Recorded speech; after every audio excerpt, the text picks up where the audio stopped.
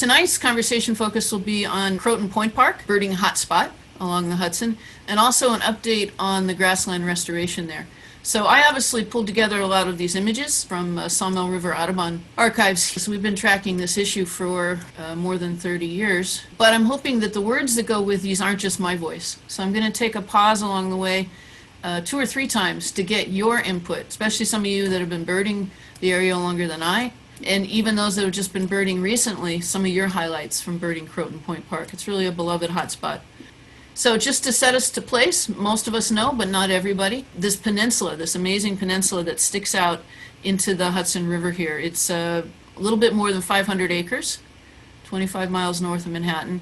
It's about 7.5 miles north of that bridge that crosses the Tappan Zee portion of the river. See what I did there? So it's pretty significant geologically on the landscape. It can be seen really from quite a distance. And it's really an embankment of gravel and sand bulldozed by the glaciers in the last ice age. But for our purposes, for birding and thinking about it, the thing to keep in mind is it's a very, very popular park, right? Surrounded on 3 sides by water. The last visitation figures I had for Croton Point were 2015, and it was a little over 400,000 visitors a year to this park. And most of those, in fact 80% of those, are between April and October. So it's a huge multi-use park, but it's also a very intensive birding spot for reasons we'll talk about here, and some of you can add too. For example, coming up this fall, we had it quiet last year, but the Thunderbird games are returning, which bring 4,000 to 5,000 Cub Scouts and their parents to Croton Point. That is a big, big deal in the middle of October, so heads up on that. And those 400,000 figures are years also when there's been Clearwater Festival, of course, at the park. So Croton Point, for a lot of birders, even outside of our area, is famous for eagles. It used to be only in the winter that we'd see them come down into the lower Hudson, which is tidal, riding the ice floes on a cold day. Love this picture by Bonnie. But now we have them year-round, thanks to the nesting success. So Croton Point is famous for the Eagle Fest. Look for that in early February. I hope we get to have it this year. Run by a local nature center, T-Town, many of us know well. And Charlie Roberto is to blame for a lot of the thinking of starting that up, which is great. So that brings thousands of people, too, to Croton Point, and it's a pretty big deal as well, up and down the lower Hudson. And that's really the point I want to put the context in here for birding. You'll see these signs around Croton Point, the important bird area, which is a globally significant recognition for Croton Point, but it's not just for Croton Point, it's actually for the whole lower Hudson. The lower Hudson River is a state important bird area, and most of this land is privately owned.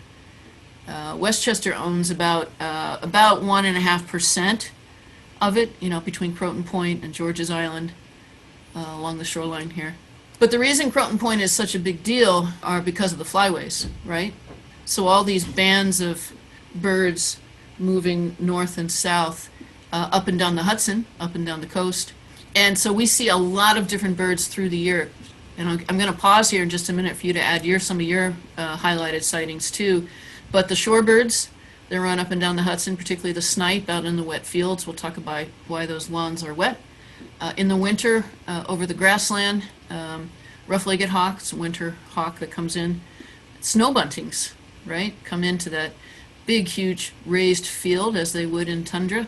And then both fall and spring, it's absolutely great for warblers moving along the Hudson shoreline. So here's that bird's eye view. I like this picture. This was taken in late 90s, early 2000s, helicopter going over. And this is a bird's eye view with our spring migrants coming up the Hudson. And this big peninsula, right, juts out with this big landfill in the middle. So wherever you're exploring, just a side trip here, birding hotspots actually each have their own eBird page. Many of you know that, but some don't. And you can go to ebird.org, explore, and pick Explore Hotspots, and you'll see the same thing you would see for a county. You'll see a top media list of pictures submitted from that hotspot and the latest sightings. But the other big thing, and we use this a lot when we plan birding trips, is you can find bar charts. You can find these for counties, and you can also find these for hotspots. So I brought this up for Croton Point to show you the kinds of birds that are there and when, right? So you can see the waterfowl there January through March, and then again October through December. So they overwinter in the lower Hudson, right? Many of you know this, but some don't. Makes it really good for duck, for duckage. And of course the buffleheads, golden eyes, mergansers. But kind of a different picture, isn't it, for shorebirds? Those we have kind of this tight migration in the spring, and then again, look at the dates here. They're on the move now, aren't they? As some of you know, the least sandpipers are migrating back south already. Solitaries, yellowlegs. Spotted and killdeer, though, look at that killdeer line. They're year-round at Croton Point, really. Sometimes harder to find in the winter with snow cover. So those bar charts for hotspots in eBird are really helpful to know what to expect when. But let's talk about where in the park people bird, and here's where I'd love to have anybody who birds there often. You can feel free to unmute and add some comments here. I'm using this map. There's not a really great map of Croton Point. It's really amazing from the county. Here's one that was done a few years ago that sometimes is helpful and good just to orient yourself. And this is something that John Phillips, Croton Point naturalist, reminds us of often. We often think when we come out to the river and we look across at land that it's oriented west and east, but this peninsula is bent. So it's really strongly oriented north and south, which is another reason it kind of collects birds. Southbound migrants up here at Enoch's Nose by the Nature Center and along this lawn, and northbound migrants Teller's Point and all along what's called the Low Road here. I'll talk about that in a moment. So you could actually train in Croton Harmon Railroad Station. It's about a half-mile walk into the park. And then the other question, if you're driving in, is where to start if you want to explore the park. Ball field parking will not get you a charge because the place they collect the money is right about here. Sometimes they have it chained off, though, on holiday weekends. They want to collect that money. Or come in very early here and you wouldn't have a charge. Or pay the charge and help support the park. So there's ball field parking. There's a little bit of parking up by the Nature Center, the main parking lot, and then many of us might start at the RV parking lot here, just at the foot of the landfill, which is where we start a lot of our sawmill walks now, be a little closer to the landfill. So just orienting yourself, here's those same markers looking at a Google map of this extraordinary landscape too.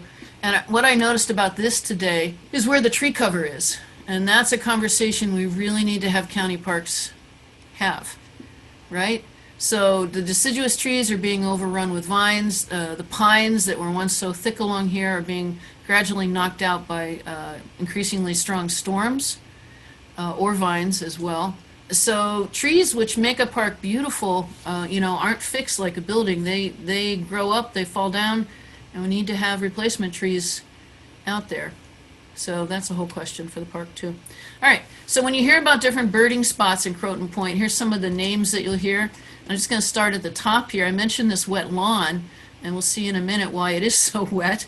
So there's the one lawn at Mother's Lap, right? That's the old-timey name for this curve here because it's protected. It's in the lee. It's Haverstraw Bay, kind of a bay off Haverstraw Bay, right? Mother's Lap.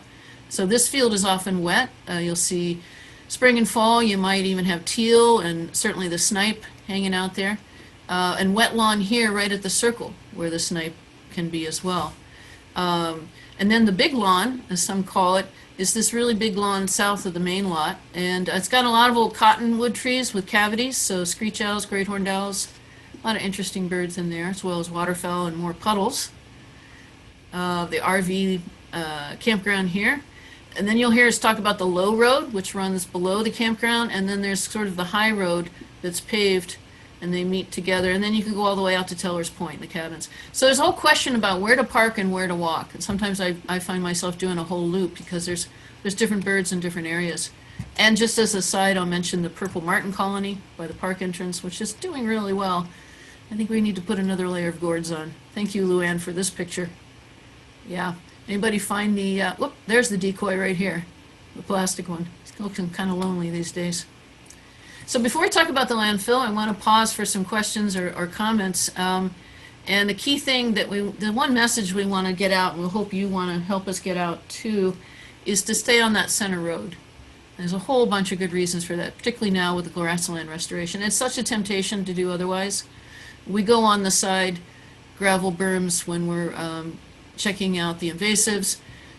The other day we were out there because, well, I'll explain that in a minute, but we really need to stay on the center road. of the landfill. So let me just stop here. Oh, Bonnie said the purple martin decoy had 2 friends today. That's cool.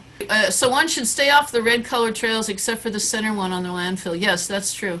The raptor tree in the lower road is good. Yeah, let me, from Steve Kowalczyk, let me bring this map up again here. One thing we do when we come around the low road, good point, Steve, there are some big dead cottonwoods out here right on the shoreline. And you can view them from the low road best, or from the upper road if you get to where the pines are kind of broken open. And especially this time of year, you could have many, many ospreys there as they stage migration as well. And in the winter, look for several eagles there of all different ages, as well as merlins, peregrines, other raptors. So those big dead trees here, as Steve mentions, are always good to look for. And Steve mentions in August 2020, he saw 19 osprey in one tree. Yeah, look for those osprey numbers to really grow here in Croton Bay over the next month. And Bonnie says I call them the fishing trees. That's great. Yeah, excellent. Other comments? I've obviously gone pretty quickly through here. Who wanted to speak? Oh, Croton Bay could be really good during waterfowl migration on if there's a really strong west wind, because down in that bay, the water is virtually glass. And so birds will just go in there just to get out of it. I remember one day I went to Mariondale and I looked across and I just saw this big raft of birds. So I Well, puffed it all the way to went down as low tide, and I had hundreds of ducks. I had widgeon, a redhead, and all this stuff down, the ruddies, and everything was all congregated nicely. And it was nice and calm and not windy down there. that's great. Yeah, so Sean Camilleri was mentioning Mariondale, which is a great property over here. It's open to the public, just to the northern end of Ossining. Look for it on the right after you cross south into Ossining, and you can drive in and park and look right across Croton Bay there. It's good. A couple questions in here. Why were so many trees taken down recently beyond the ball field lot? But yeah, we're pretty discouraged by that too. Right in this area here, there were to be some trees cleared because this is the major drainage off the landfill, and it's not working well. But it's out there taking pictures on Sunday, and I was pretty discouraged. One, the timing of it. They surely could have waited 2 weeks, 3 weeks. There were still birds nesting. Very frustrating. And they took down some cottonwoods that were about 50, 60 years old. So they were there before the landfill. A lot of these trees were, I looked at the stumps and counted, were 20, 30 years old. They grew up in this basin after the landfill was capped, and they're causing problems. But the big cottonwoods on the edge, I don't know what the story was there. Rebecca was asking, we're writing about it though. Rebecca Bell was asking about the secret beach. Yeah. So as you park in the RV parking lot here, and you take this road down to the brick house that's here, right? Before you get to the low road, the brick house that's here. If you keep going, this trail here is actually showing you the trail to the secret beach. Just have to kind of cut through this little opening here. There's a road that says no entry. That's for vehicles. You walk down that road, then you cut through the Phragmites. There is a fisherman's path, and then you're on this absolutely gorgeous beach here, which you only want to be on at low tide. So I hope that helps, Rebecca. We can go walk there sometime, maybe. Oh, and Lynn says she'll help you find it. There's an offer for you. Cool. Take her up on that, Lynn Salmon. So, all right, so let's quick talk about landfills as we turn the corner here on this and their impact on birds, particularly this year. Park folks are quick to use chainsaws and not so quick to get on vines. Yeah, and we haven't really seen any tree planting there, Bob. You're so right. We need a plan. Not just Croton Point, but for all the county parks. There's no plan. So it's not just one landfill, there's actually 3. How strange is that? Talk about how it got there. But the main one's here, and this is called Railroad 1. This is actually where the model airplane field, that's built. That's landfill debris. It was kind of used when this one was being shut down. And then the ball field itself is full of landfill fill too. Lord knows what's under there. And the significance of all this, of course, is that was all tidal wetland. Here's a map from 1898, and this was all wetland. It was a tidal marsh. In fact, in 1905, there's a description about the network of creeks so that you could paddle from Haverstraw Bay. You have a short portage here, and you could paddle straight over to Croton Bay without going outside into the Hudson. Extraordinary, right? So that's what was there. That's what we lost. 1924, Westchester Parks, they bought the peninsula and they set aside, of course, what else do you do with wetland? 70 acres for a landfill. 27, it started getting trash, and it grew to about 100 acres in 86 when it was closed. So some of you online remember the landfill. Some people in Croton still call that whole hill a dump, which I wince at, but I think it's their way of saying they were in the know. Big rats, I've heard legends about. But for birders, the big deal was the gulls there, and I'd love to hear from some folks in a moment about any gulls you saw there. Pretty extraordinary. I know Peterson, Roger Torrey Peterson, was up birding here during that time when the landfill was still open, and that's actually in the 30s when he came up with the idea of the field guide anecdote. He was actually at Croton Point. So it took about a decade, several court actions, $40 million plus to cap it. And this is a new picture that we just got a hold of this summer, which I think is fascinating. This is circa 1992 when they're just putting the cap down. And you can see it's pretty shallow cap, really, of soil, and underneath is this layer. And then there's pipes all the way through. I'll talk about in a moment. This is 94, so the soil and the grass up top. The original plan was just all mowed grass, which is horrific. Audubon and others pushed back against that, and this was the initial planting plan. For its time, it was progressive. Now we realize how goofy it was. Most of this stuff burned up in the first few years with the shallow soil, but they had a wildflower and butterfly mix in the middle. Some of this still survives up here. The big blue and little blue stem, the Indian grass is still there. Most of this stuff is gone, long gone. Yarrow, Queen Anne's lace, they planted some interesting things. Not all natives, because natives weren't the thing then. They were looking for quick growing prettiness, actually. But the big question right away became how to maintain it. Not just weed control, but the mowing, and we struggled for literally 2 decades to get the mowing right. Meanwhile, this happened, right? And this is a great picture from Larry Weiner. This is what happens without maintenance. You get mugwort. Not any of those names on the sign, just all mugwort. And then the other factor up there that affects the birding is, see all those blue dots? Those are all monitoring wells. Many of them have posts. The green are the gravel swales that collect the runoff and are also piped away. And that made a challenge for planning the mowing. You can see the wells look like this. They're actually little doors into the landfill, and then most of them have a post marking it. So these all have to be mowed for access, right? Because they go up there once a week, I think, still, to monitor for methane and other factors. It's the County Department of Environmental Facilities that maintains the landfill inside the county park. But those posts are kind of cool for birders. Kestrels and others really like them as perches. There's a great picture from Jeff. So this is where we were. I'm going to take another pause here. This is where we were 3 years ago. We did have some native warm season grasses, mostly big blue stem and the Indian grass. But we had lots and lots of smooth brome, which is still there, and broadleaf exotics, mostly mugwort and spurge, which are still there. A lot less now after the restoration. And so the question was, what's going to happen? And this amazing $500,000 project was proposed to restore the grasslands. And so this is what the grasslands looked like. It was almost all the purple is bad, the green is good. The original plan was going to wipe out the green too, and we pushed back on that and asked for those to be kept as refugia for the bobolink and the grasshopper sparrows, which use those areas the most where the native grasses are. Looks like this. You can see that on the entrance road side, some of those native grass stands. So let me just pause here before we talk about what's happening now, and then that's just the finale here as we finish up, is what's going on with the project and some of the birds that have resulted. Yeah, Phil Heidelberger notes Croton Point was briefly considered as a potential site of the United Nations in the 1940s. How about that? Yeah, there's been a lot of interesting proposals. It's such an extraordinary piece of land there by the Hudson. That is amazing that it's in the public domain, right? It's owned by the public. All right, any other questions? Anybody want to drop in a verbal comment or a spoken comment? In this last segment here, I'll share.